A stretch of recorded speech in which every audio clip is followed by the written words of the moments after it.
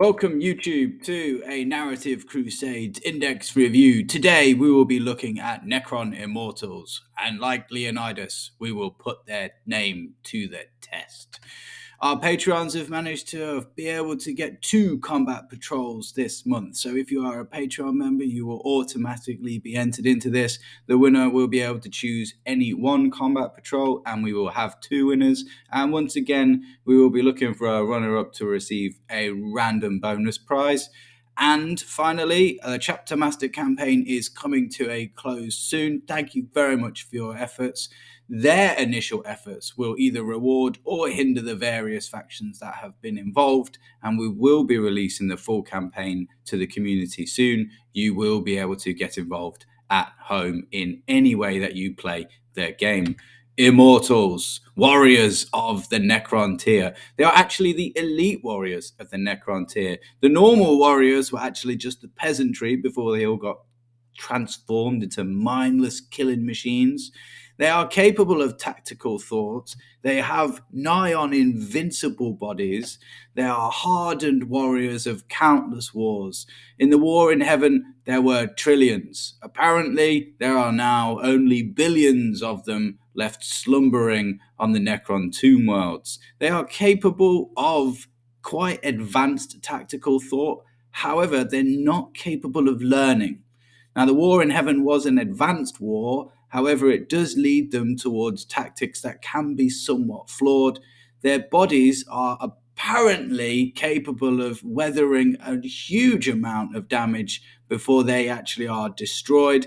And according to the law, they are better at putting themselves back together again than the warriors.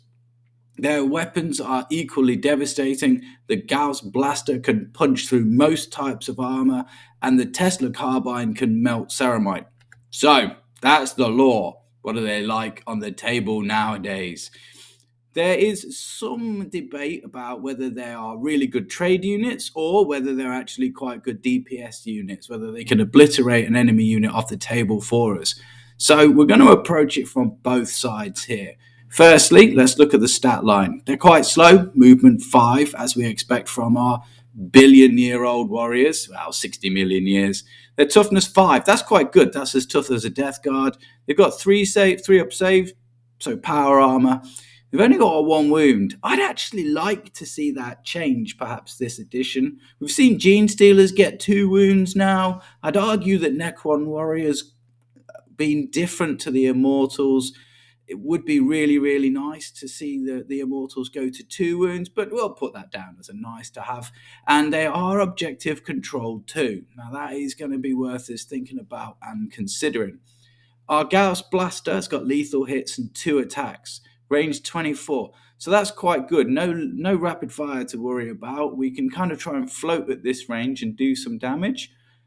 Or we can just move in, do some shooting, hopefully get some kills on. Strength 5 is very good for a stat baseline weapon. AP -1, a bit disappointing. It used to be AP 2, but it's a new addition. AP 1 is pretty good, puts a lot of things onto a 4+ or a 5+ save. So quite a reasonable amount of killiness there. Then we've got the Tesla carbine. It's assault, which makes up for the range 18 because we can advance and shoot. The sustained hits 2 is very nice. So any critical hit, a 6, will cause 2 additional hits. Strength 5, still very good. AP 0, baseline thinking, that's quite bad. But obviously, if we can replace that with a sheer number of hits is quite often the way forward for making sure we're doing some damage. So not the end of the world there. Now, we can only take 10 in a squad. So what makes them a good trade unit? Right, so for 5, it's 70 points. That's quite cheap. Warriors can only come in 10, so that's 120 points. So for a battle line unit, for 70 points, we get 5. We throw them onto a point, we shoot whatever's on the point, we're obsec 2, good chance we're going to be taking a point. Quite good as a trade unit to just throw out there. We take a point and we know they're going to die. So at that point, we really need to be looking at points efficiency. 70 points is quite good. However, what are their rivals? Firstly, you've got Tomb Blades. Now, Tomb Blades are the little jet bikes, for those who don't know. they're 80 points for 3. That's 10 points more. You've got 3 models. They have an extra wound each, so net value, you've got an extra wound. However, they've got a 9-inch scout move, and then they've got a 12-inch move. And they've got reasonable weapons as well. So 3 Tomb Blades for 80 points, or 5 Warriors for 70 points. That 10 points extra for the 3 Tomb Blades actually gives us quite a lot. Another rival, I would say, is Flayed Ones. Now, Flayed Ones can infiltrate, and they've got stealth. They're not as tough. They will die quicker. But if we're talking about getting a unit onto a point, then Flayed One's ability to infiltrate and the fact they're difficult to shoot at range makes them a decent rival that's going to be worth considering. And then finally, we've got Scarabs.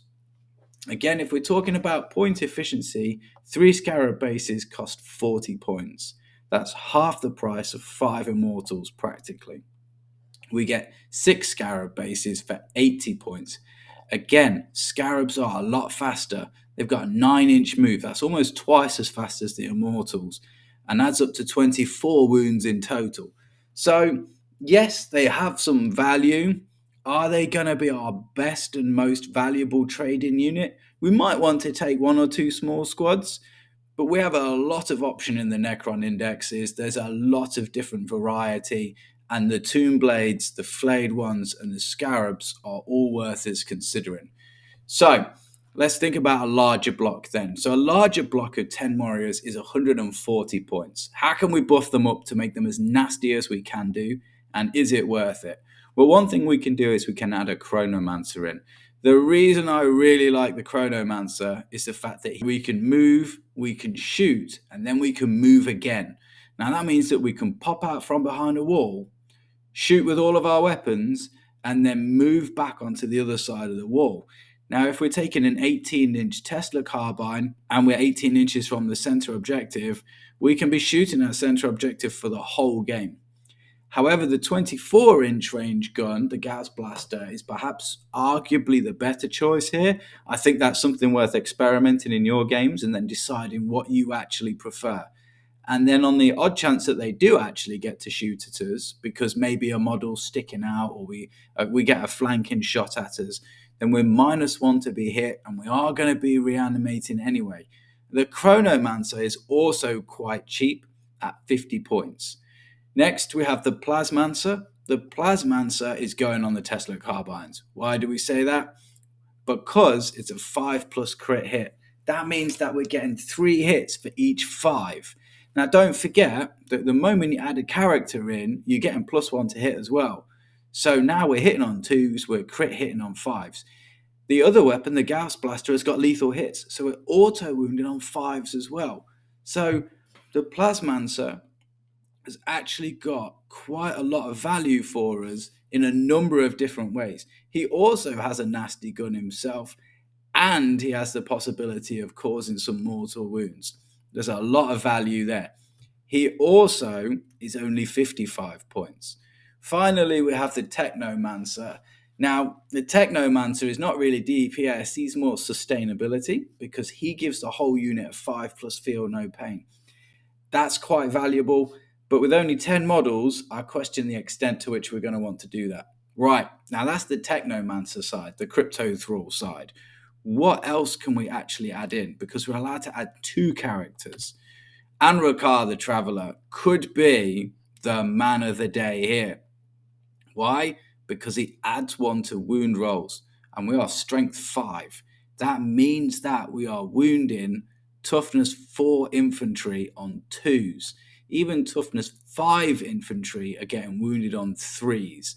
So if we're firing out 20 shots, hitting on 2s, wounding on 2s, and we're getting critical hits or exploding hits, that is a significant amount of damage. Equally, the Overlord has got access to a free stratagem per turn. Maybe we get hit and we don't like it. In that case, we can use the reanimation protocols an extra time. But more than that, we could potentially leave the man in the open to get shot at which point he can activate the ability to just shoot back immediately in our opponent's turn. And that's not Overwatch. That is a full, complete round of shooting. Now, that's a bit risky, because of course it does mean that we have to survive. Finally, we have the Royal Warden. He gives the unit heavy or assault. Now, unfortunately, I'm not seeing the benefits of heavy, particularly, if I'm honest, because we get +1 to hit the moment we had a character in anyway. So we don't really need another +1 to hit. We're hitting on 2s. It doesn't stack. So unless our opponent has got a native -1 to hit, that's not really going to help us very much. And to be honest, standing still in 40k tends to not go brilliantly. What other options have we got? We have some enhancements. We could put a Veil of Darkness on. Now that could work quite well on the Chronomancer because we can jump anywhere on the board, we can shoot, and then we can make a normal move. It also works quite well on the Plasmancer because we can jump, uses lethal hits, uses exploding hits, and then we're causing a lot of damage somewhere where our opponent might not expect it at a critical point on the battle. We also have the Hypermaterial Ablator. What that does is it gives the unit stealth, that gives them cover and -1 to hit depending on the range. So that can add to the survivability. We're not going to put that on the Chronomancer because the Chronomancer already gives us the -1 to hit. What is our summary? Our summary is that overall, we have a lot of choices and they're well worth experimenting in. So firstly, let's take 10 Immortals. That's 140 points. We add a Chronomancer in. That's 50 points. That's 190 points. Then we add Anrakar the Traveller in. We're now at 285 points. We can move, we can shoot, we can move again. We've got 20 shots, we're hitting on 2s, we've got +1 to wound, and we've either got exploding hits if we take the Tesla carbine, or we've got lethal hits if we take the normal weapon. Now that is going to be a real pain for our opponent. Obviously, the longer range Gauss Blaster allows us to float around and cause more problems, whereas the Tesla carbine is a shorter ranged weapon and a little bit easier for our opponents to move around. You could, to be completely fair, budget this, take 10 Immortals and a Chronomancer.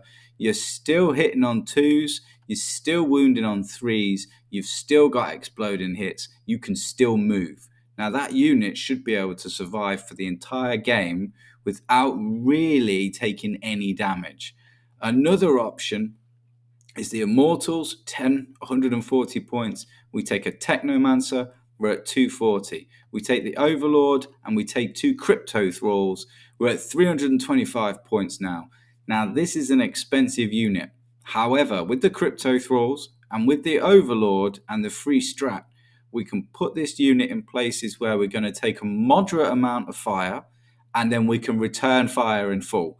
Because you tank the shots on the Thralls, the Technomancer's given us a 5 up feel no pain if it does go on to the Immortals, and that means that we can then return fire in full. You could, in fairness, risk taking the Technomancer out and just tanking the shots on the Thralls and putting a Chronomancer in there as well, and that gives you the -1 to hit. Or you could put the Plasmancer in and give him the Hypermaterial Ablator. There are a lot of options here, ladies and gents. There could be a lot of different combinations we experiment with. I'm having a lot of fun mixing it up in the games at the moment. However, my final point would be, if you're going to pay all of these points, that's 325 points for a fully kitted out Immortal team, we have to be asking the question, maybe you should just be taking a monolith at 385 points. Thank you for listening again. A reminder, Patreons will be getting a free Combat Patrol 2 of you this month. The campaign is live. Please have a look. Please check it out. Leave a comment. Leave a subscribe. What would actually be your favorite one out of all of the combinations we've discussed, and which one are you enjoying the most in your games? Thanks for listening.